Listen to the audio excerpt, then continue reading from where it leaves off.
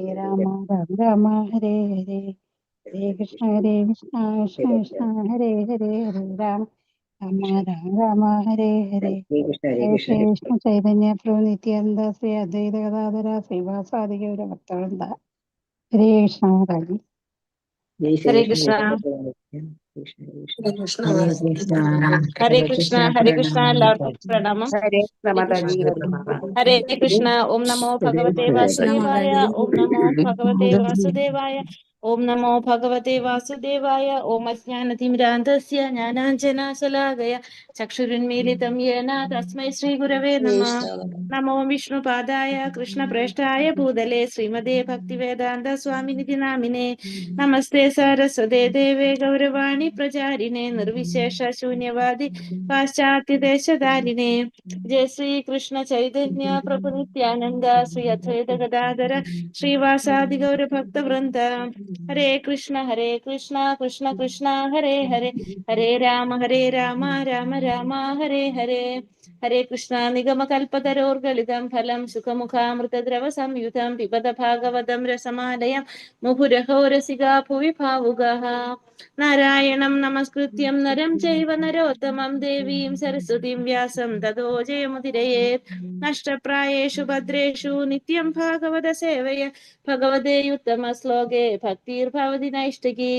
കൃഷ്ണായ വാസുദേവായ ദേവകീ നന്ദനായ ച നന്ദഗോപകുമാരായ ഗോവിന്ദായ നമോ നമഃ. ഹരേ കൃഷ്ണ കൃഷ്ണ കൃഷ്ണ ഹരേ ഹരേ ഹരേ രാമ രാമ രാമ ഹരേ ഹരേ. ഹരേ കൃഷ്ണ. ശ്രീ ശ്രീ രാധാ ഗോവിന്ദ് ടെമ്പിൾ ഇസ്കോൺ മാംഗ്ലൂരിന്റെ ഭാഗവതം ക്ലാസ്സിലേക്ക് എല്ലാവർക്കും സ്വാഗതം. ഹരേ കൃഷ്ണ. എല്ലാവർക്കും പ്രണാമം. ഹരേ കൃഷ്ണ. എല്ലാവർക്കും പ്രണാമം. ഹരേ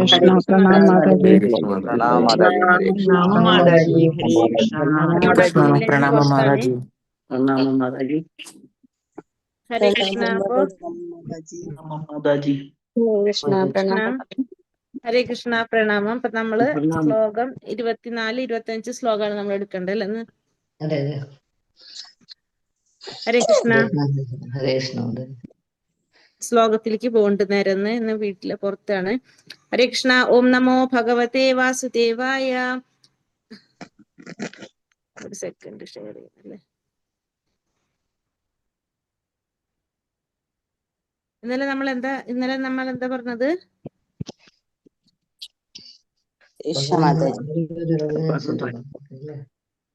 ഹരേ കൃഷ്ണ. ഇന്നലത്തെ ശ്ലോകത്തില്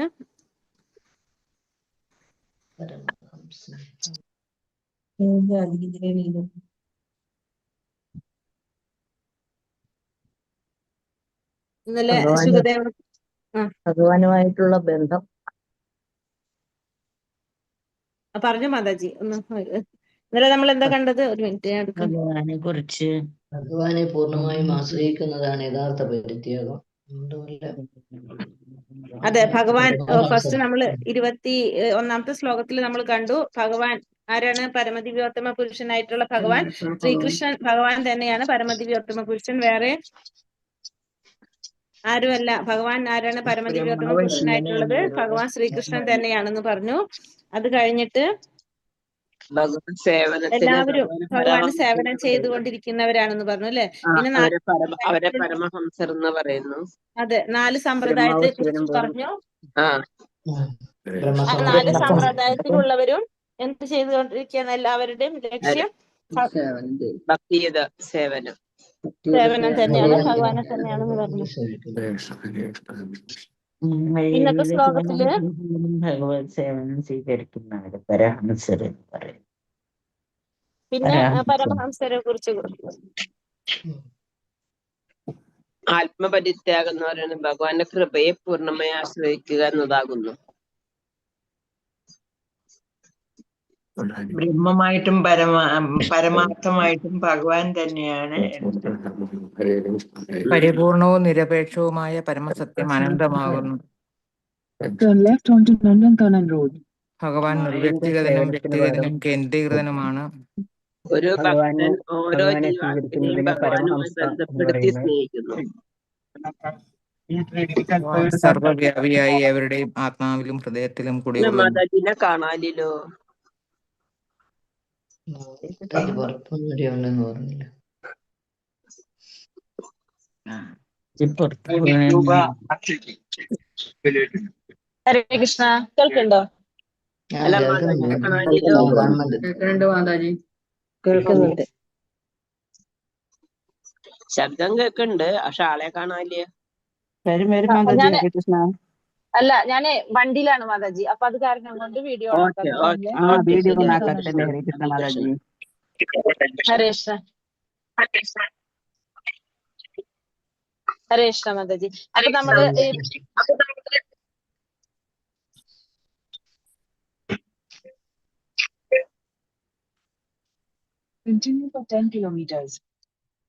ഭഗവാന്റെ ഭക്തന്മാര് അവരവരുടെ സാക്ഷാത്കാരം അനുവദിക്കും പോലെ ഭഗവാനെ കുറിച്ച് എപ്പോഴും വർണ്ണിച്ചുകൊണ്ടേയിരിക്കുന്നു. അതെ, ഭഗവാന്റെ വോയിസ് ബ്രേക്ക് ഉണ്ടോ? അപ്പൊ നമുക്ക് വേറെ ശ്ലോകത്തിലേക്ക് കടക്കാം. ഹരേ കൃഷ്ണ. ഓം നമോ ഭഗവതേ വാസുദേവായ. ശ്ലോകം 24, 25 എടുക്കണ്ടത് അല്ലെ.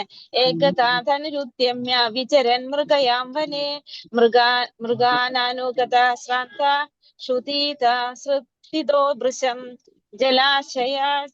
ജലാശയം അജക്ഷാണ പ്രവിശതമാശ്രമം ദദർശ മുനിമാസീനാം ശാന്തം മീലിതലോചനം.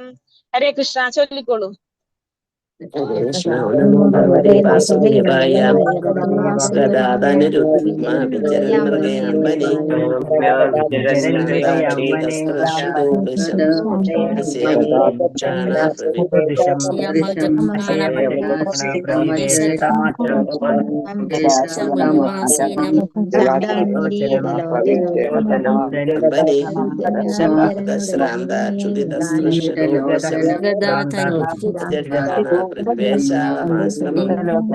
മുനിമാസീനം ശാന്തം വിവേശതമാശ്രമം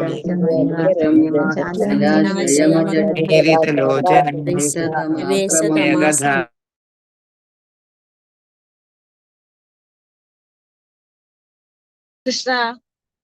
ഏകത ഒരിക്കൽ, ധനുസും ശരങ്ങളും ഉദ്യമ എടുത്തുകൊണ്ട് ഏന്തിക്കൊണ്ട് വിചരൻ പിന്തുടർന്ന് മൃഗയ വിനോദം വനെ വനത്തിൽ മൃഗാൻ കലമാനുകളെ അനുഗത പിന്തുടർന്ന നേരം ശ്രാന്ത തളർച്ച ക്ഷീണം ക്ഷുധിത വിശപ്പ് കൃഷിത ദാഹമുള്ള വൃശം അതികഠിനമായ ജലാശയം അജക്ഷാണ അന്വേഷിക്കുന്ന വേളയിൽ പ്രവിവേശ അകത്തേക്ക് പ്രവേശിച്ചു.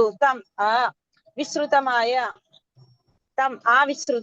ആശ്രമം ശമീക മുനിയുടെ ആശ്രമത്തിൽ ദദർശ കണ്ടു. മുനി ആസീനം ഉപവിഷ്ടനായിരിക്കുന്ന ശാന്തനായി മിലിത ലോചനം നയനങ്ങൾ അടച്ച് അടഞ്ഞ ലോചനം നേത്രങ്ങൾ. വിവർത്തനം ഭാവാർത്ഥം ശ്രീല പ്രഭുപാദ് കി ജയ്. വിവർത്തനം. ഒരിക്കൽ പരീക്ഷിത് മഹാരാജാവ് വനത്തിൽ മൃഗയാ വിനോദത്തിൽ, അതായത് നായാട്ടിൽ ഏർപ്പെട്ടിരിക്കെ കലമാനുകളെ പിന്തുടർന്ന് അത്യന്തം പരിക്ഷീണനായി തീരുകയും അതികഠിനമായ വിശപ്പും ദാഹവും കൊണ്ട് വലഞ്ഞ അദ്ദേഹം ജലാശയം അന്വേഷിച്ച് നടക്കവേ വിശ്രുതനായ ശമീക ഋഷിയുടെ ആശ്രമത്തിൽ പ്രവേശിക്കുകയും ചെയ്തു. ശാന്തനായ നേത്രങ്ങൾ അടച്ച് ധ്യാനനിരതനായിരുന്ന ശമീക ഋഷിയെ അദ്ദേഹം ദർശിച്ചു. അപ്പൊ ഇവിടെ പറയുന്നത്, ഇനി പരീക്ഷിത്ത് മഹാരാജാവിന് ആ ശാപം കിട്ടിയതിനെ കുറിച്ചാണ് പറയുന്നത്. ഒരിക്കല് പരീക്ഷിത്ത് മഹാരാജാവ് വനത്തില് മൃഗയാ വിനോദത്തിൽ ഏർപ്പെട്ടിരിക്കുന്ന സമയത്ത് അതികഠിനമായ വിശപ്പും ദാഹം കൊണ്ട് അദ്ദേഹം ജലം അന്വേഷിച്ച് എവിടെ എത്തിയത്? ശമീക ഋഷിയുടെ ആശ്രമത്തിലെത്തി. അവിടെ ശാന്തനായിട്ട് നേത്രങ്ങൾ അടച്ച് ധ്യാനത്തിലിരിക്കുന്ന ശമീക ഋഷിയെ അദ്ദേഹത്തിന് ദർശിക്കാനായിട്ട് സാധിച്ചു. ഭാവാർത്ഥം ശ്രീല പ്രഭുപാദ് കി ജയ്. ഉചിത സമയത്ത് സ്വഭക്തരെ തന്റെ അടുത്തേക്ക് ഭഗവത് സന്നിധിയിലേക്ക് അതായത് ഭഗവാന്റെ അടുത്തേക്ക് തിരികെ വിളിക്കുകയും അവർക്ക് മംഗളകരമായ സാഹചര്യങ്ങൾ ഒരുക്കി കൊടുക്കുകയും ചെയ്യുന്ന വിധത്തിൽ പരിശുദ്ധ ഭക്തരോട് അത്യന്തം കരുണയുള്ളവനാണ് പരമപുരുഷൻ.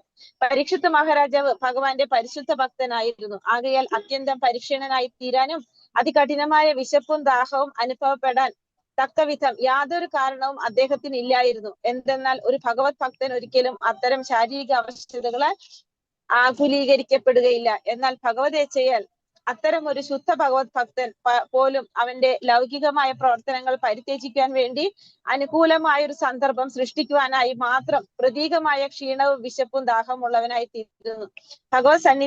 ഭഗവാനിലേക്ക് തിരികെ പോകുന്നതിന് മുമ്പ് അഥവാ മടങ്ങി പോകുന്നതിന് മുമ്പുള്ള യോഗ്യത പ്രാപ്തമാക്കും മുമ്പ് ഒരുവൻ എല്ലാവിധ ലൗകിക ബന്ധനങ്ങളിൽ നിന്നും മുക്തനാകേണ്ടതുണ്ട്. അഥവാ സർവവിധ ലൗകിക ബന്ധങ്ങളെയും ഉപേക്ഷിക്കേണ്ടതായുണ്ട്.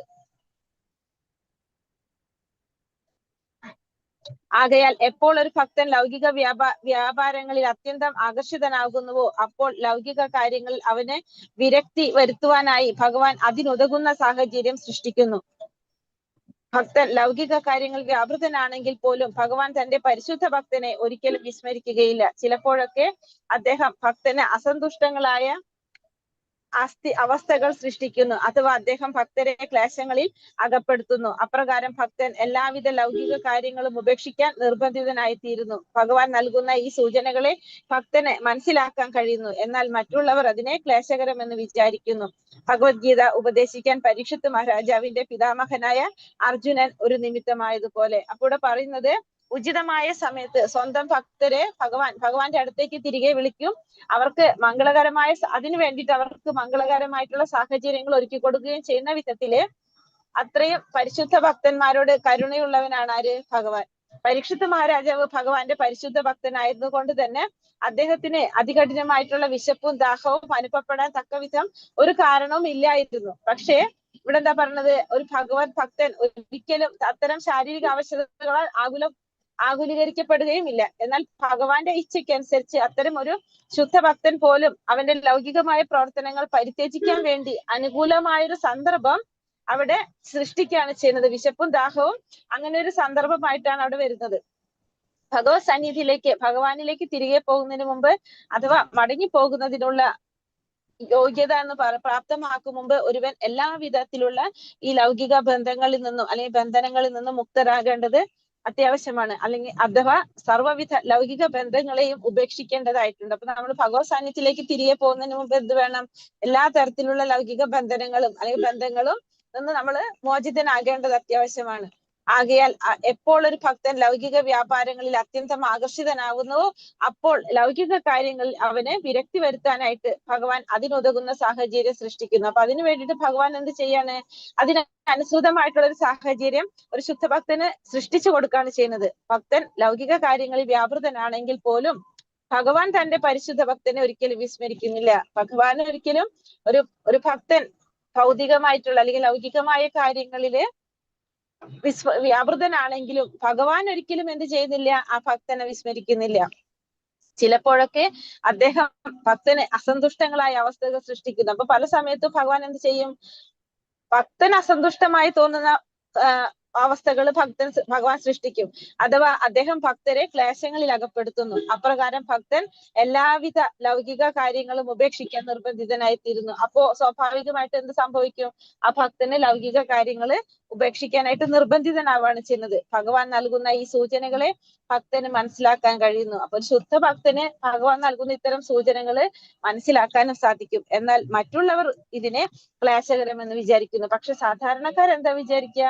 ഇത് ക്ലേശകരമായിട്ടൊരു അവസ്ഥ ആ ഭക്തന് വന്നു എന്നാണ് വിചാരിക്കുന്നത്. ഭഗവത്ഗീത ഉപദേശിക്കാൻ പരീക്ഷിത്ത് മഹാരാജാവിന്റെ പിതാമഹനായ അർജുനൻ ഒരു നിമിത്തമായതുപോലെ. അപ്പൊ പരീക്ഷിത്ത് മഹാരാജാവ്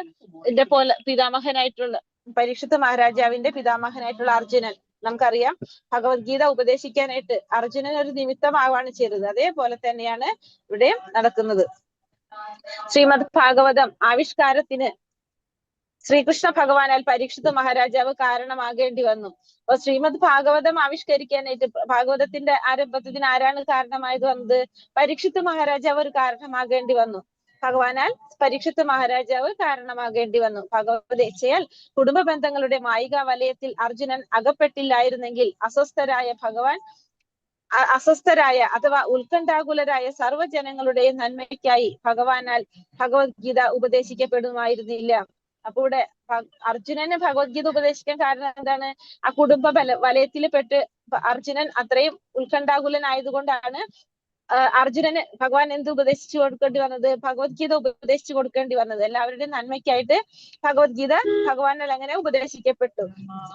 അല്ലായിരുന്നെങ്കിൽ ഒരിക്കലും എന്ത് വരില്ലായിരുന്നു, അങ്ങനെ ഭഗവത്ഗീത ഉപദേശിക്കപ്പെടുമായിരുന്നില്ല. അതുപോലെ പരീക്ഷിത്ത് മഹാരാജാവ് പരിശീലനും വിശപ്പും ദാഹവും ആയിരുന്നതിനാൽ ശ്രീമദ് ഭാഗവതത്തിന്റെ പ്രഥമ പ്രമാണികനായ ശ്രീ സുഖദേവ ഗോസ്വാമിയാൽ ശ്രീമദ് ഭാഗവതം ഉപദേശിക്കപ്പെടുമായിരുന്നില്ല. അപ്പൊ അതേപോലെ തന്നെ പരീക്ഷിത്ത് മഹാരാജാവിന് ആ വിശപ്പും ദാഹവും വന്ന് ശമിക ഋഷിയുടെ ആശ്രമത്തിൽ പോയി ആ ശാപം കിട്ടിയതിന്റെ ഫലമായിട്ടാണ് എന്ത് സംഭവിക്കുന്നത് ഇവിടെ? ശ്രീമദ് ഭാഗവതം സുഖദേവ ഗോസ്വാമിയാൽ ഉപദേശിക്കപ്പെട്ടത്. അത് ആകയാൽ ഉത്കണ്ഠാകുലരായ സർവരുടെയും നന്മയ്ക്കായി ശ്രീമദ് ഭാഗവതം ഉപദേശിക്കപ്പെട്ട സാഹചര്യങ്ങളുടെ നാന്ദി കുറിച്ച സംഭവമാണിത്. അപ്പൊ ശ്രീമദ് ഭാഗവതം ഉപദേശിക്കാനായിട്ട് ഉണ്ടായൊരു സാഹചര്യമാണ് അവിടെ പറയുന്നത്. ആയതിനാൽ ഒരിക്കൽ എന്ന പദത്തോട് ശ്രീമദ് ഭാഗവത ഉപദേശത്തിന് നാന്ദി കുറിക്കുന്നു. അപ്പൊ അങ്ങനെ ശ്രീമദ് ഭാഗവത ഉപദേശത്തിന് നാന്ദി കുറിക്കുന്നതാണ് എന്തിവിടെ? ഒരിക്കൽ എന്ന ആ പദത്തോടെ. ശ്ലോകം 26. വോയിസ് ബ്രേക്ക് ആവുണ്ടോ? ഇല്ല മാതാജി. ഇല്ല മാതാജി. ശരി, ഓക്കെ.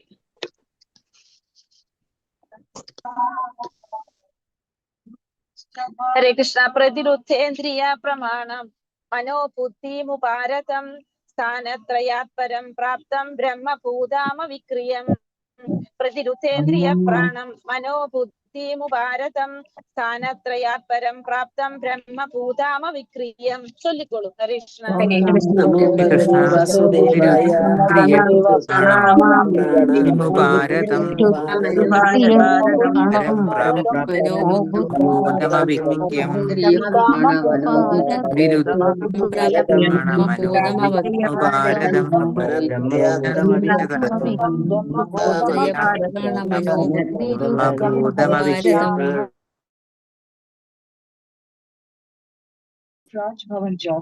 ഹരേ കൃഷ്ണ. പ്രതിരുദ്ധ നിയന്ത്രിച്ചു, അടക്കി നിർത്തി. ഇന്ദ്രിയങ്ങൾ, പ്രാണവായു, മനസ്സ്, ബുദ്ധി, ഉപാരതം നിഷ്ക്രിയം, സ്ഥലങ്ങൾ, ത്രയാ മുന്നിൽ, പരം അതീന്ദ്രിയമായ, പ്രാപ്തം സ്വായത്തമാക്കി, ബ്രഹ്മഭൂതം ഗുണത്തിൽ പരമപുരുഷന് സമാനമായ, അവിക്രിയം അകൃത്രിമമായ, വിവർത്തനം ഭാവാർത്ഥം ശീല പ്രഭുപാദിക്ക് ജയ്. വിവർത്തനം: മുനിയുടെ ഇന്ദ്രിയങ്ങൾ, ശ്വാസം, മനസ്സ്, ബുദ്ധി എന്നിവയെല്ലാം ഭൗതിക പ്രവർത്തനങ്ങളിൽ അഥവാ ലൗകിക കർമ്മങ്ങളിൽ നിന്നും നിരോധിച്ച് ജാഗ്രത, സ്വപ്നം, അവബോധം എന്നീ 3 അവസ്ഥകളിൽ നിന്നും ഒഴിഞ്ഞ് ഗുണത്തിൽ പരബ്രഹ്മ തുല്യമായതും അതീന്ദ്രിയവും ആത്മജ്ഞാനപരവുമായ അവസ്ഥ ആർജിച്ച് സമാധിയിൽ നിവിഷ്ടനായി. അപ്പൊ മുനി എങ്ങനെയാണ് പറഞ്ഞത്? മുനിയുടെ ഇന്ദ്രിയങ്ങള്, ശ്വാസം, മനസ്സ്, ബുദ്ധി ഇവയെല്ലാം ഭൗതിക പ്രവർത്തനങ്ങളിൽ നിന്ന് അഥവാ ലൗകികമായ കർമ്മങ്ങളിൽ നിന്നെല്ലാം നിരോധിച്ച് ജാഗ്രത, സ്വപ്നം, അവബോധം എന്നീ 3 അവസ്ഥകളിൽ നിന്നും ഒഴിഞ്ഞ് 3 അവസ്ഥകൾ, ജാഗ്രത, സ്വപ്നം, അവബോധം, ഈ 3 അവസ്ഥകളിൽ നിന്നെല്ലാം ഒഴിഞ്ഞ് ഗുണത്തിൽ പരബ്രഹ്മ തുല്യമായതും അതീന്ദ്രിയവും ആത്മജ്ഞാനപരവുമായിട്ടുള്ള അവസ്ഥ ആർജിച്ച് സമാധിയിൽ നിവിഷ്ടനായി എന്നാണ് പറയുന്നത്. അപ്പൊ ആ മുനി ധ്യാനത്തിലിരിക്കുന്ന ഒരു അവസ്ഥയാണ് പറഞ്ഞത്. അദ്ദേഹത്തിന് ഒന്നും ഭൗതികമായിട്ടുള്ള കാര്യങ്ങളൊന്നും അദ്ദേഹം അറിയുന്നില്ല. ലൗകിക കർമ്മങ്ങളിൽ നിന്നെല്ലാം നിരോധനം വന്നു. ജാഗ്രത, സ്വപ്നം, അവബോധം ഈ 3 അവസ്ഥകളെല്ലാം ഒഴിഞ്ഞ് ഗുണത്തിൽ പരബ്രഹ്മ തുല്യനായിട്ട് അതീന്ദ്രിയവും ആത്മജ്ഞാനപരവുമായിട്ടുള്ള അവസ്ഥ ആർജിച്ച് സമാധിയിൽ നിവിഷ്ടനായ ശമീക മഹർഷി. ഭാവാർത്ഥം ശീല പ്രഭുപാദിക്ക് ജയ്. രാജാവ് പ്രവേശിച്ച ആശ്രമത്തിലെ മുനി യോഗ സമാധിയിലായിരുന്നതായി കാണപ്പെട്ടു. അപ്പൊ ഈ ശമീക മഹർഷി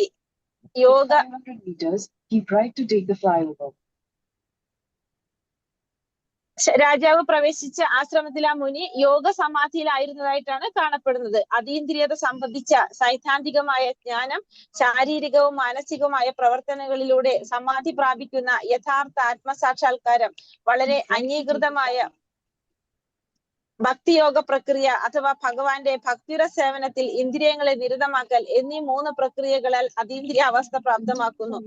ദ്രവ്യത്തിൽ നിന്നും ജീവസത്തകളിലേക്കുള്ള ഇന്ദ്രിയ ജ്ഞാനത്തിന്റെ പടിപടിയായുള്ള വളർച്ചയെ സംബന്ധിച്ച അറിവും ഭഗവത്ഗീതയിലുണ്ട്. നമ്മുടെ ഭൗതിക ശരീരവും മനസ്സും ജീവസത്തയിൽ നിന്നും ആത്മാവിൽ നിന്നും ഉടലെടുത്തതാണ്. മാത്രമല്ല ദ്രവ്യത്തിന്റെ അഥവാ ഭൗതിക വിഷയങ്ങളുടെ ത്രിഗുണങ്ങളാൽ സ്വാധീനിക്കപ്പെടുകയാൽ നാം നമ്മുടെ യഥാർത്ഥ വ്യക്തിത്വം വിസ്മരിക്കുന്നു. ഇവിടെ എന്താ പറഞ്ഞത്? അപ്പൊ രാജാവ് പ്രവേശിച്ച ആശ്രമത്തിലെ മുനി എങ്ങനെയാണ് യോഗ സമാധിയിലായിരുന്നതായിട്ടാണ് കാണപ്പെടുന്നത്. അതീന്ദ്രിയ സംബന്ധിച്ച സൈദ്ധാന്തികമായ ജ്ഞാനം ശാരീരികവും മാനസികമായ പ്രവർത്തനങ്ങളിലൂടെ സമാധി പ്രാപിക്കുന്ന യഥാർത്ഥ ആത്മസാക്ഷാത്കാരം, വളരെ അംഗീകൃതമായ ഭക്തിയോഗ പ്രക്രിയ അഥവാ ഭഗവാന്റെ ഭക്തിയുടെ സേവനത്തിൽ ഇന്ദ്രിയങ്ങളെ നിയന്ത്രിതമാക്കൽ എന്നീ 3 പ്രക്രിയകളാൽ അതീന്ദ്രിയാവസ്ഥ പ്രാപ്തമാക്കുന്നു. അപ്പൊ 3 തരത്തിലാണ് അതീന്ദ്രിയാവസ്ഥ പ്രാപ്തമാക്കുന്നതോട് പറഞ്ഞത്. ശാരീരികവും മാനസികവുമായ പ്രവർത്തനങ്ങളിലൂടെ സമാധി പ്രാപിക്കുന്ന യഥാർത്ഥ ആത്മസാക്ഷാത്കാരം, പിന്നെ വളരെ അംഗീകൃത ഭക്തിയോഗ പ്രക്രിയ, പിന്നെ ഭഗവാന്റെ ഭക്തിയുടെ സേവനത്തില് ഇന്ദ്രിയങ്ങളെ നിരതമാക്കുക. അങ്ങനെ 3 രീതിയിൽ അതീന്ദ്രിയ അവസ്ഥ പ്രാപ്തമാക്കാനായിട്ട് സാധിക്കും. ദ്രവ്യത്തിൽ നിന്നും ജീവസത്തകളിലേക്കുള്ള ഇന്ദ്രിയ ജ്ഞാനത്തിന്റെ പടിപടിയുടെ വളർച്ചയെ സംബന്ധിച്ച അറിവ് ഭഗവത്ഗീതയിലുണ്ട്. നമുക്കറിയാം, ദ്രവ്യത്തിൽ നിന്ന് ജീവസത്തകളിലേക്കുള്ള ഇന്ദ്രിയ ജ്ഞാനത്തിന്റെ പടിപടിയായിട്ടുള്ള വളർച്ച, അതിനെ സംബന്ധിച്ചുള്ള അറിവ് നമുക്ക് എന്തിൽ പറയുന്നുണ്ട്? ഭഗവത്ഗീതയിൽ തരുന്നുണ്ട്. നമ്മുടെ ഭൗതിക ശരീരവും മനസ്സും ജീവസത്തയിൽ നിന്നും ആത്മാവിൽ നിന്നും ഉടലെടുത്തവയാണ്. മാത്രമല്ല ദ്രവ്യത്തിന്റെ അഥവാ ഭൗതിക വിഷയങ്ങളുടെ ത്രിഗുണങ്ങളാൽ സ്വാധീനിക്കപ്പെടുകയാൽ നാം നമ്മുടെ യഥാർത്ഥ വ്യക്തിത്വം വിസ്മരിക്കുന്നു. അപ്പൊ ഭൗതിക പ്രകൃതിയുടെ ആ 3 ഗുണങ്ങള് നമ്മളെ സ്വാധീനിക്കുന്നത് കൊണ്ട് നമ്മൾ യഥാർത്ഥ വ്യക്തിത്വം നമ്മൾ മറന്നു പോകും, വിസ്മരിക്കുകയാണ് നമ്മൾ. വിജ്ഞാന പ്രക്രിയ ആത്മാവിന്റെ വാസ്തവികതയെ കുറിച്ച് തത്വപരമായി സിദ്ധാന്തീകരിക്കുന്നു. അപ്പൊ ജ്ഞാന പ്രക്രിയ ആത്മാവിന്റെ വാസ്തവികതയെ കുറിച്ച് തത്വപരമായിട്ട് സിദ്ധാന്തീകരിക്കുന്നതാണ്. എന്നാൽ ഭക്തിയോഗം സചേതനമായ ആത്മാവിനെ കർമ്മങ്ങളിൽ നിരതമാക്കുന്നു. പക്ഷെ ഭക്തിയോഗം എന്താ ചെയ്യുന്നത്? സചേതനമായ ആത്മാവിനെ കർമ്മങ്ങളിൽ നിരതമാക്കാണ് എന്ത് ചെയ്യുന്നത്? ഭക്തിയോഗം ചെയ്യുന്നത്. ദ്രവ്യത്തിന്റെ ഉപലബ്ധി അഥവാ ഭൗതിക വസ്തുക്കളെ സംബന്ധിച്ച ജ്ഞാനം പിന്നെയും ഇന്ദ്രിയങ്ങളുടെ സൂക്ഷ്മാവസ്ഥകളെ അധികരിക്കുന്നു. അപ്പോ ദ്രവ്യത്തിന്റെ ഉപലബ്ധി അല്ലെങ്കിൽ ഭൗതിക വസ്തുക്കളെ സംബന്ധിച്ചിട്ടുള്ള ജ്ഞാനം പിന്നെയും എന്ത് ചെയ്യാണ്? ഇന്ദ്രിയങ്ങളുടെ സൂക്ഷ്മാവസ്ഥകൾ അധകരിക്കുന്നു അഥവാ വെല്ലുന്നു. ഇന്ദ്രിയങ്ങൾ സൂക്ഷ്മ മനസ്സിനെയും പിന്നെ ശ്വാസന പ്രവർത്തനങ്ങളെയും അനന്തരം ക്രമേണ ബുദ്ധിയെയും അധകരിക്കുന്നതാണ്. അപ്പൊ അതിനുശേഷം എന്താ പറയുന്നത്? ഇന്ദ്രിയങ്ങള്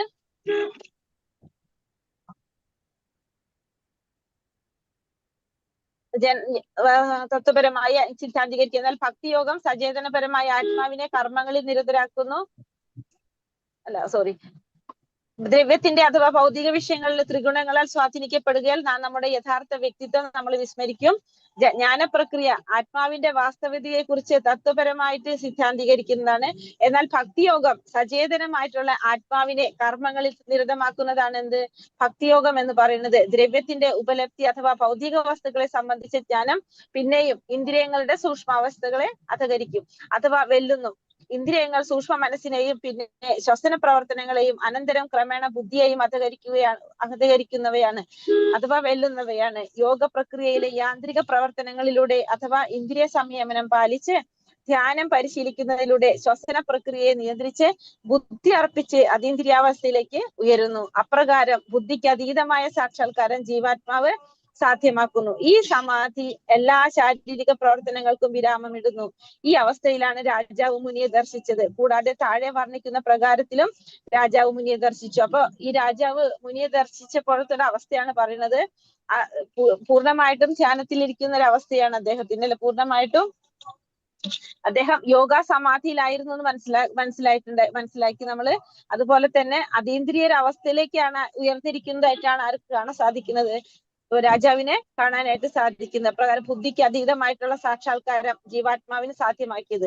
ഈ സമാധി എല്ലാ ശാരീരിക പ്രവർത്തനങ്ങൾക്കും വിരാമമിടുന്നതാണ്. ഈ അവസ്ഥയിലാണ് ഈ മഹാമുനിയുടെ സമാധി എന്ന് പറയുന്നത് എല്ലാ തരത്തിലുള്ള ശാരീരിക പ്രവർത്തനങ്ങൾക്കും അതീതമായിട്ട് വിരാമമിടുന്നതായിട്ടാണ് ഇവിടെ കാണുന്നത്. അത്തരത്തിലാണ് രാജാവ് ആര് ദർശിച്ചത്? മുനിയെ ദർശിക്കുന്നത്. പിന്നെ താഴെ പറയുന്ന പ്രകാരവും മുനിയെ ദർശിച്ചു എന്ന് പറയുന്നത്. ഹരേ കൃഷ്ണ. ശ്ലോകം 27. വിപ്രകീർണാജടാച്ഛന്നം രൗരവേണാജിനേന ച വിശുഷ്യ താലുരുദകം തഥാ ഭൂതാമയാ ച വിപ്രകീർണജടാചന്നം രൗരവേണാജിനേന ച വിശുഷ്യതാലുരുദകം തഥാ ഭൂതാമയാചത. ചൊല്ലിക്കോളൂ. ഹരേ കൃഷ്ണ. നമോ ഭഗവതേ വാസുദേവായ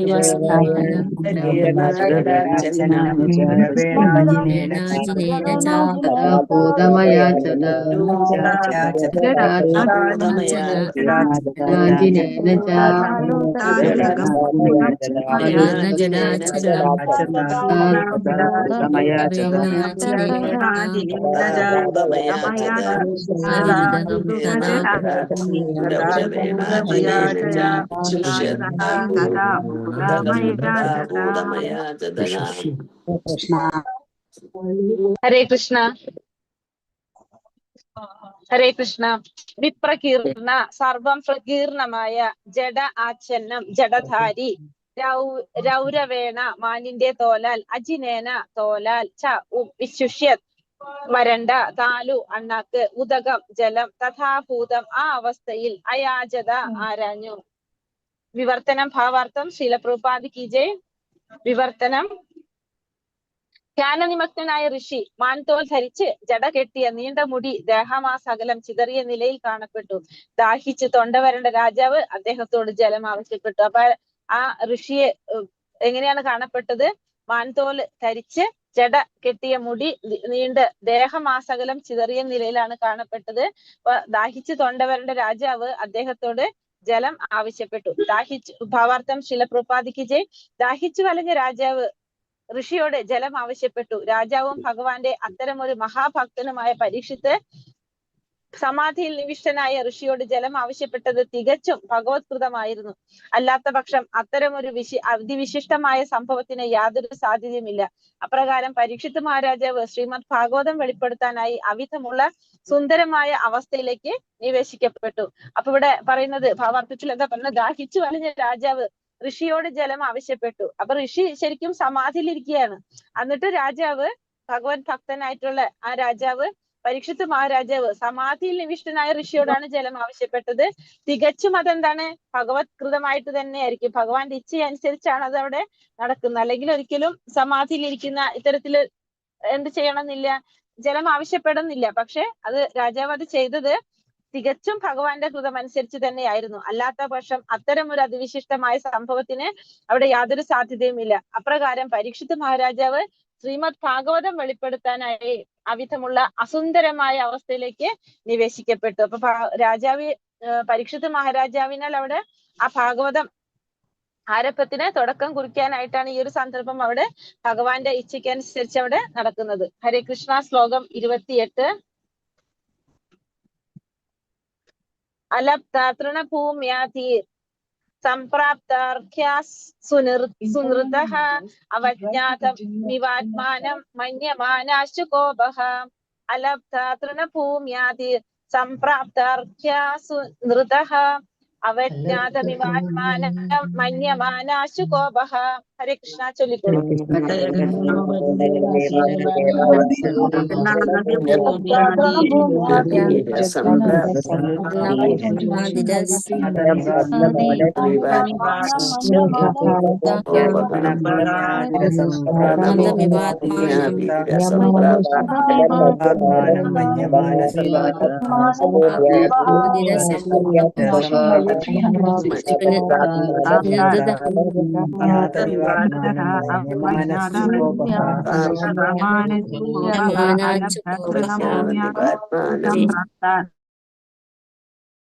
കൃഷ്ണ. അബ്ധ ലഭിക്കാത്തതിനാൽ തൃണ പുല്ലുകൊണ്ട് നിർമ്മിച്ചിരിപ്പിടം, ഭൂമി, സ്ഥലം ആദി മുതലായവ അസംപ്രാപ്ത ഉചിതമായ രീതിയിൽ സ്വീകരിക്കപ്പെടാത്തതിനാൽ അർഘ്യ ആതിഥ്യോപചാരപൂർവമായ ജലം, സുനൃത മധുഭാഷണങ്ങൾ, അവജ്ഞാതം അപ്രകാരം അവഗണിക്കപ്പെടുകയാൽ ഇത് അതുപോലെ ആത്മാനം സ്വയം, മന്യമാന അതുപോലെ വിചാരിച്ച്, കോപാകുലനായി തീർന്നു. അത്തരത്തിൽ.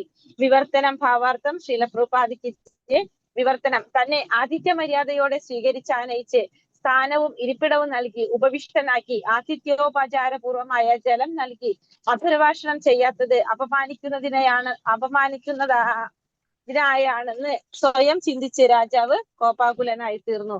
അപ്പോ ഇവിടെ രാജാവ് വിചാരിക്കുന്ന എന്താണ്, ശുദ്ധഭക്തനാണ്. പക്ഷെ ആ രീതിയിൽ രാജാവിന്റെ ചിന്തകൾ പോകാണ്. കാരണം ഭഗവാൻ ആരാണ്? ഋഷികേശനാണ്. നമ്മുടെ ഇന്ദ്രിയങ്ങളെ നിയന്ത്രിക്കുന്നത് ആരാണ്? ഭഗവാനാണ്. അപ്പൊ രാജാവോട് എന്താ ചിന്തിക്കുന്നത്? തന്നെ ആതിഥ്യ മര്യാദയോടെ സ്വീകരിച്ചാനയിച്ച് സ്ഥാനവും ഇരിപ്പിടവും നൽകി ഉപവിഷ്ടനാക്കാതെ തന്നെ മധുരഭാഷണം ഒന്നും ചെയ്യാതെ ആതിഥ്യപൂർവ്വമായിട്ടുള്ള ജലമൊന്നും നൽകാതെ തന്നെ അപമാനിക്കുന്നതായിട്ടാണ് ആര് ചിന്തിക്കുന്നത്? ഇവിടെ രാജാവ് ചിന്തിക്കുന്നത്. അങ്ങനെ രാജാവ് കോപാകുലനായി തീർന്നു എന്നാണ് ഇവിടെ പറയുന്നത്. ഹരേ കൃഷ്ണ. ഭാവാർത്ഥം. ശ്രീല പ്രഭുപാദിക്ക് ജയ്. ഒരു ശത്രുവാണ് വീട്ടിൽ അതിഥിയായി വരുന്നതെങ്കിൽ പോലും അവനെ എല്ലാവിധ ആതിഥ്യ മര്യാദകളോടും കൂടി സ്വീകരിക്കണമെന്ന് വേദാനുശാസന ധർമ്മ സംഹിതകളിൽ ആതിഥ്യോപചാര ധർമാനുസാരത്വത്തിൽ പറഞ്ഞിരിക്കുന്നു. അപ്പൊ നമ്മുടെ ശാസ്ത്രങ്ങളിൽ തന്നെ പറഞ്ഞിരിക്കുന്നത് എന്താണ്? ഒരു ശത്രുവാണ് നമ്മുടെ വീട്ടിൽ അതിഥിയായിട്ട് വരുന്നതെങ്കിൽ പോലും അവനെ എല്ലാവിധത്തിലുള്ള ആതിഥ്യ മര്യാദകളോടും കൂടി സ്വീകരിക്കണം എന്നാണ് വേദങ്ങള്, നമ്മുടെ ധർമ്മ സംഹിതകളില് ആതിഥ്യോപചാര ധർമാനുസാര തത്വത്തിൽ പറഞ്ഞിരിക്കുന്നത്. അപ്പൊ നമ്മളെ ശാസ്ത്രങ്ങളിൽ പറഞ്ഞിരിക്കുന്നത് ഇപ്രകാരം തന്നെയാണ്. താൻ ശത്രുഭവനത്തിലാണ് ആഗതനായിരിക്കുന്നത് എന്ന പ്രതീതി അവന് അനുഭവപ്പെടാനുള്ള യാതൊരുവിധ സാഹചര്യവും അഥവാ പെരുമാറ്റവും നമ്മുടെ ഭാഗത്തു നിന്നും നിശ്ചയമായും ഉണ്ടാകരുത്. അപ്പൊ ഒരു വ്യക്തി ശത്രുവിന്റെ വീട്ടിലാണ് വന്നിരിക്കുന്നത് എന്നുള്ളൊരു ധാരണ ഒരിക്കലും അനുഭവപ്പെടരുത് എന്നാണ് പറയുന്നത്. ശ്രീകൃഷ്ണ ഭഗവാൻ അർജുനനോടും ഭീമസേനോടും കൂടി മഗധയിൽ ജരാസന്ധനെ സന്ദർശിക്കാൻ പോയപ്പോൾ ബഹുമാന്യരായ ജരാസന്ധന്റെ ശത്രുക്കളെ രാജാവ് ജരാസന്ധൻ രാജകീയമായ സ്വീകരണം നൽകി ആദരിച്ചു. അപ്പൊ ജരാസന്ധനെ സന്ദർശിക്കാനായിട്ട് പോയപ്പോ മഗധയിൽ പോയ സമയത്ത് ജരാസന്ധൻ ശത്രുക്കളെ ജരാസന്ധൻ രാജകീയമായ സ്വീകരണം നൽകിയിട്ടാണ് അവരെയും സ്വീകരിച്ചത്, ആദരിച്ചു. ഞാൻ മേടിക്കും എന്നിട്ട് ഹരേ കൃഷ്ണ. അതിഥിയായ ശത്രു ഭീമസേനന് ജരാസന്ധനുമായി യുദ്ധത്തിൽ ഏർപ്പെടേണ്ടി വന്നെങ്കിൽ തന്നെയും അവർക്ക് ഗംഭീരമായ സ്വീകരണമാണ് ജരാസന്ധൻ നൽകിയത്. അപ്പൊ ജരാസന്ധനുമായിട്ട് യുദ്ധത്തിൽ ഏർപ്പെടേണ്ടി വന്നു. അതിഥിയായിട്ട് വന്നതാണ് ഭീമസേനൻ ജരാസന്ധനുമായിട്ട് യുദ്ധത്തിൽ ഏർപ്പെടേണ്ടി വന്നതെങ്കിൽ തന്നെയും അവർക്ക് ഗംഭീരമായ സ്വീകരണമാണ് ആര് നൽകിയത്? ജരാസന്ധൻ നൽകിയത്. രാത്രി അവർ അതിഥികളെയും മിത്രങ്ങളെയും പോലെ ഒരുമിച്ച് കൂടിയെങ്കിലും പിറ്റേന്ന് പകൽ മരണത്തെ മുഖാമുഖം കണ്ടുകൊണ്ട് അഥവാ വെല്ലുവിളിച്ചുകൊണ്ട് സ്വജീവനെ അപായപ്പെടുത്തിക്കൊണ്ട് അവർ യുദ്ധത്തിൽ ഏർപ്പെട്ടു. അപ്പൊ രാത്രിയാകുമ്പോൾ അവരെങ്ങനെയാണ്? അതിഥികളായിട്ടും മിത്രങ്ങളായിട്ടും ഒരുമിച്ച് കൂടി പിറ്റേന്ന് പകൽ സമയത്ത് മരണത്തെ മുഖാമുഖം കണ്ടുകൊണ്ട് യുദ്ധം ചെയ്യാണ് ചെയ്യുന്നത്. അവിടെ വെല്ലുവിളിച്ചുകൊണ്ട് യുദ്ധം ചെയ്യാണ് ചെയ്യുന്നത്. ഹരേഷ് മാതാജി ഒന്ന് മ്യൂട്ടാക്കാവൂ.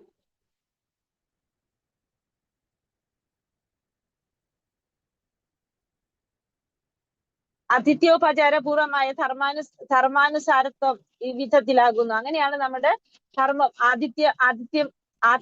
ആതിഥ്യോപചാരപൂർവമായിട്ടുള്ള ധർമാനുശാസനം അത്തരത്തിലുള്ളതാണ്. നമ്മുടെ അതിഥി യാതൊന്നും നൽകാൻ കഴിവില്ലാത്ത ദരിദ്രൻ ഇരിക്കാൻ ഒരു പുൽപ്പായി, കുടിക്കാൻ ജലവും മധുരഭാഷണങ്ങൾ നൽകിയാൽ തന്നെ അത് ധാരാളമാണെന്ന് ആതിഥ്യോപചാര ധർമാനുസാരത്വം അനുശാസിക്കുന്നു. അപ്പൊ അതിഥിക്ക് യാതൊന്നും നൽകാൻ കഴിവില്ലാത്ത ഒരു ദരിദ്രനാണെങ്കിലും ഇരിക്കാൻ ഒരു പുൽപ്പായും കുടിക്കാൻ ജലവും മധുരഭാഷണങ്ങൾ നൽകിയാൽ തന്നെ അത് തന്നെ ധാരാളമാണെന്നാണ് ഇതിൽ പറയുന്നത് ആതിഥ്യോപചാര ധർമാനുസാരത്വം അനുശാസിക്കുന്നത്. ആകയാൽ ഒരു അതിഥിയെ സ്വീകരിക്കുന്നതിന് മിത്രമായാലും ശത്രുവായാലും ശരി അതിന് യാതൊരു ചെലവുമില്ല. അപ്പൊ അതുകൊണ്ട് തന്നെ ഒരു അതിഥിയെ സ്വീകരിക്കാനായിട്ട് മിത്രമായാലും ശത്രുവായാലും അതിന് യാതൊരു ചെലവുമില്ല. അത് വെറും ശ്രേഷ്ഠമായ അഥവാ പ്രശംസാർഹമായ ആചാരങ്ങളുടെ പ്രശ്നം മാത്രമാണ്. അപ്പൊ അത് വെറുതെ നമ്മുടെ പ്രശംസാർഹമായിട്ടുള്ള ആചാരങ്ങളുടെ പ്രശ്നം മാത്രമാണ്. അപ്പൊ മിത്രമായാലും ശത്രുവായാലും ഒരു അതിഥിയെ സ്വീകരിക്കാനായിട്ട് അതിന് വേറെ യാതൊരു ചെലവും വരുന്നില്ല. പരീക്ഷിത്ത് മഹാരാജാവ് ശമീക ഋഷിയുടെ ആശ്രമത്തിൽ പ്രവേശിച്ചത് രാജകീയമായ സ്വീകരണം പ്രതീക്ഷിച്ചല്ല. അപ്പൊ മഹാരാജാവ് മാതാജി സമയം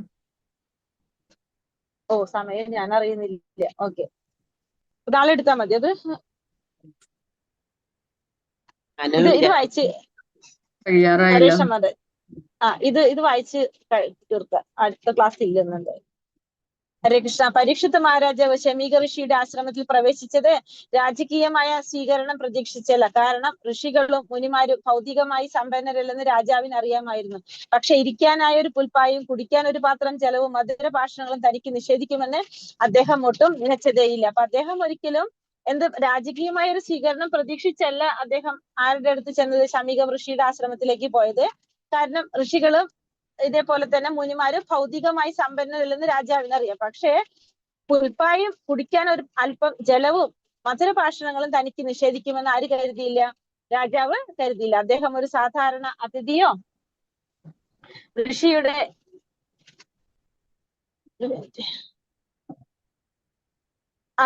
എന്നിട്ടും ഋഷിയുടെ ശത്രുവോ ആയിരുന്നില്ല. ഒരു സാധാരണ അതിഥിയോ ഋഷിയുടെ ശത്രുവോ ആയിരുന്നില്ല. എന്നിട്ടും ഈ വിധത്തിലുള്ള തണുത്ത സ്വീകരണം ലഭിച്ചതിൽ അദ്ദേഹം അത്യന്തം അത്ഭുതപ്പെട്ടു. അപ്പൊ അദ്ദേഹം ഒരിക്കലും ഋഷിയുടെ ശത്രു ആയിരുന്നില്ല, ഒരു സാധാരണ അതിഥിയുമായിരുന്നില്ല. പക്ഷെ ഇത്തരത്തിലൊരു സ്വീകരണം അദ്ദേഹത്തിന് അത്ഭുതമാണ് തോന്നിയത്. ദാഹിച്ചു വലഞ്ഞ രാജാവിന് ജലം വളരെ അത്യാവശ്യമായ ഘട്ടത്തിൽ അദ്ദേഹത്തിന് കോപിക്കാനുള്ള അവകാശമുണ്ടായിരുന്നു. അത്തരം ഒരു ഗൗരവമായ ഒരു അവസ്ഥയിൽ രാജാവ് കോപാകുലനായി തീർന്നതിൽ യാതൊരു അസ്വാഭാവികതയുമില്ല. എന്നാൽ രാജാവ് ഒരു മഹായോഗിയേക്കാൾ ഒട്ടും കുറഞ്ഞവനല്ലാത്തതിനാൽ അദ്ദേഹം കോപാകുലനായി തീർന്നതും അതേ തുടർന്ന് അദ്ദേഹം പ്രവർത്തിച്ച വിധവും തികച്ചും അത്ഭുതപ്പെടുത്തുന്നതായിരുന്നു. അപ്പൊ രാജാവ് വളരെയധികം ദാഹിച്ചു വലഞ്ഞിട്ടാണ് രാജാവ് വന്നത്. അപ്പൊ അങ്ങനത്തെ ഒരു ഘട്ടത്തില് അദ്ദേഹം കോപിക്കാനായിട്ടുള്ള അവകാശം അദ്ദേഹത്തിന് ഉണ്ടായിരുന്നു. അപ്പൊ പിന്നെന്താണ് പറഞ്ഞത്? ഗൗരവമായ അവസ്ഥയിൽ രാജാവ് കോപാകുലനായി തീർന്നതിൽ യാതൊരു അസ്വാഭാവികതയും ഇല്ല എന്ന് പറയുന്നത്. രാജാവ് ഒരു മഹായോഗിയേക്കാൾ ഒട്ടും കുറഞ്ഞവനല്ലാത്തതിനാൽ അദ്ദേഹം കോപാകുലനായി തീർന്നതും അതേ തുടർന്ന് അദ്ദേഹം ഈ വിധത്തില് പ്രവർത്തിച്ചതും തികച്ചും അത്ഭുതകരപ്പെടുത്തുന്നതായിരുന്നു. ആകയാൽ ഇപ്രകാരം സംഭവിച്ചത് ഭഗവാന്റെ പരമേച്ഛയാലാണെന്ന് നാം അംഗീകരിച്ചേ മതിയാകൂ. അപ്പൊ അതുകൊണ്ട് തന്നെ ഇപ്രകാരം അത് സംഭവിച്ചത് എന്താണ്? ഭഗവാന്റെ ഇച്ഛയ്ക്ക് അനുസരിച്ച് തന്നെയായിരിക്കും ഇതെല്ലാം സംഭവിച്ചത്. രാജാവ് ഭഗവത് ഭക്തനും സന്യാസി രാജാവിനോളം ശ്രേഷ്ഠനുമായിരുന്നു. എന്നാൽ ഭഗവതേച്ഛയിൽ സാഹചര്യങ്ങൾ ഇത്തരത്തിൽ സൃഷ്ടിക്കപ്പെടുകയും അവ രാജാവിനെ സകുടുംബങ്ങളിലും രാജ്യകാര്യങ്ങളിലും താല്പര്യമില്ലാത്തവനാക്കി മാറ്റുകയും അഥവാ വിരക്തിയുള്ളവനാക്കി തീർക്കുകയും അങ്ങനെ ശ്രീകൃഷ്ണ ഭഗവാന്റെ പാദാംബുജങ്ങളിൽ പൂർണ്ണമായും അഭയം പ്രാപിച്ച സമർപ്പിത ആത്മാവായി തീരുന്നതിന് കാരണമാവുകയും ചെയ്തു. അപ്പൊ ഇവിടെ പറയുന്നത് എന്താണ്? രാജാവും ഋഷിയും രണ്ടുപേരും ശ്രേഷ്ഠന്മാരാണ്. അപ്പൊ ഭഗവാന്റെ ഇച്ഛയ്ക്ക് അനുസരിച്ച് തന്നെയാണ് ഇത്തരത്തിലൊരു സന്ദർഭം അവിടെ ഉണ്ടായിരുന്നത്. ഭഗവാന്റെ ഇച്ഛയാൽ സാഹചര്യങ്ങൾ ഇത്തരത്തിൽ സൃഷ്ടിക്കപ്പെടുകയും രാജാവിനെ കുടുംബ ബന്ധങ്ങളിലും രാജ്യകാര്യങ്ങളിലും താല്പര്യമില്ലാത്തവനാക്കി മാറ്റുകയും അതേപോലെ തന്നെ വിരക്തിയുള്ളവനാക്കി തീർക്കുകയും എല്ലാതും ആരുടെ ഇച്ഛപ്രകാരമാണ്? ഭഗവാന്റെ ഇച്ഛപ്രകാരം. ശ്രീകൃഷ്ണ ഭഗവാന്റെ പാദാപൂജ്യങ്ങളിൽ പൂർണ്ണമായും അഭയം പ്രാപിച്ച സമർപ്പിതാത്മാവായി തീരുന്നതിന് കാരണമാവുകയും ചെയ്തു. ഭൗതിക അസ്തിത്വമാകുന്ന ചെളിക്കുണ്ടിൽ നിന്നും തന്നിലേക്ക് വലിച്ചു കയറ്റാനാണ് കരുണാമയനായ ഭഗവാൻ ചിലപ്പോഴൊക്കെ പരിശുദ്ധ ഭക്തനെ ക്ലേശങ്ങളിൽ അകപ്പെടുത്തുന്നത്. അപ്പൊ ഭക്തന്മാർക്ക് ഭഗവാൻ ക്ലേശം തരുന്ന എന്തിനാണ്? ഭൗതികമായിട്ടുള്ള ഈ ചെളിക്കുണ്ടത്തിൽ നിന്നും തന്നിലേക്ക് ഭഗവാനിലേക്ക് വലിച്ചു കയറ്റാൻ വേണ്ടിയിട്ടാണ് ഭഗവാൻ ഇത്തരത്തിലുള്ള ക്ലേശങ്ങള് ഭക്തന് നൽകുന്നത്. ആകയാൽ എന്നാൽ ബാഹ്യദൃഷ്ട്യ ഇത്തരം സാഹചര്യങ്ങൾ ഭക്തനെ പരാജയപ്പെടുത്തപ്പെട്ടവനെ പോലെ തോന്നിപ്പിക്കുന്നു. പക്ഷെ ബാഹ്യദൃഷ്ട്യ എങ്ങനെ?